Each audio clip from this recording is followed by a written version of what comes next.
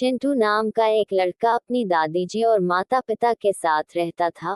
उसके पिता के एक और भाई था जो कि चिंटू के अंकल लगते थे। उसके परिवार में केवल 5 ही सदस्य रहते थे, लेकिन अभी सिर्फ 4 ही रहते हैं क्योंकि चिंटू के अंकल उनके साथ नहीं रहते हैं।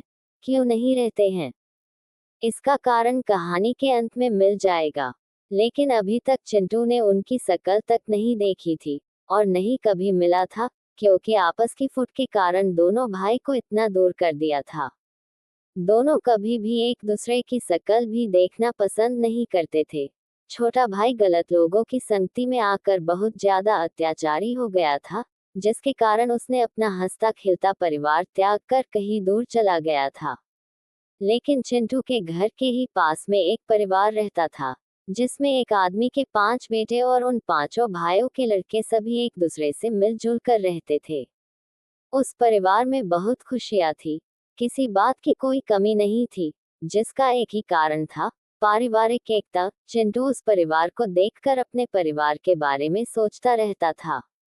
कई बार अपनी दादी जी से पूछता कि जब ये 5 भाई होकर भी अभी तक इतना प्रेम भाव और एकता कैसे हैं, और आपके तो 2 ही बेटे हैं, फिर भी इतने दूर कैसे हो गए। लेकिन दादी जी हर बार उसकी बात टाल देती थी, किंतु अब की बार चिंटू ने जिद कर ली, तो दादी जी को बताना ही पड़ा।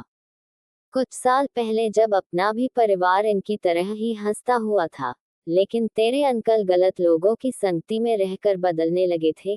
कई बार समझाने पर भी नहीं माने और रोज तेरे पिताजी से झगड़ा करने लगता था, जिसके कारण तेरे दादाजी ने तेरे अंकल को उनके हक का हिस्सा देकर उन्हें अपने परिवार से अलग कर दिया।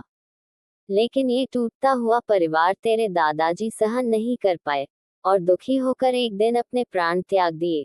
तब से ना तुम्हारे अंकल यहाँ आए और ना ही हम उनके पास गए। इसी तरह पूरा परिवार टूटकर बिखर गया। उनके परिवार के इतने सुखी होने का यही कारण है कि उनके अंदर सहनशीलता और एकता है, और आपस की एकता बड़े से बड़े चट्टान को भी तोड़ देती है। जब एक लकड़ी होती है तो उसे आसानी से तोड़ा जा सकता है, लेकिन जब लकड़ियों को आपस में मिलाकर एक गुच्छा बनाया तो उसे तोड़ना मुश्किल हो जाता है। ठीक इसी तरह जब परिवार वाले मिलकर रहते हैं तो उनके बीच फूट डालना भी मुश्किल होता है, और उनका परिवार हमेशा फूलों की तरह खिलता हुआ रहता है। कहानी से सीख। दोस्तों, इस कहानी से हमें ये सीख मिलती है कि एकता में ही ताकत होती है, जो कितने भी बड़े और कितने भी कठिन काम क्यों न हो, इसी एकता के जरिए हम उस कार्य को पल भर में कर सकते हैं। दोस्तों, मैं उम्मीद करती हूँ कि आपको ये कहानी पसंद आई होगी। अगर आप इससे सहमत हैं तो इसे अपने सभी दोस्तों के साथ शेयर करें, और इसी तरह की कहानियाँ डेली पढ़ने के लिए आप हमें सब्सक्राइब कर सकते हैं।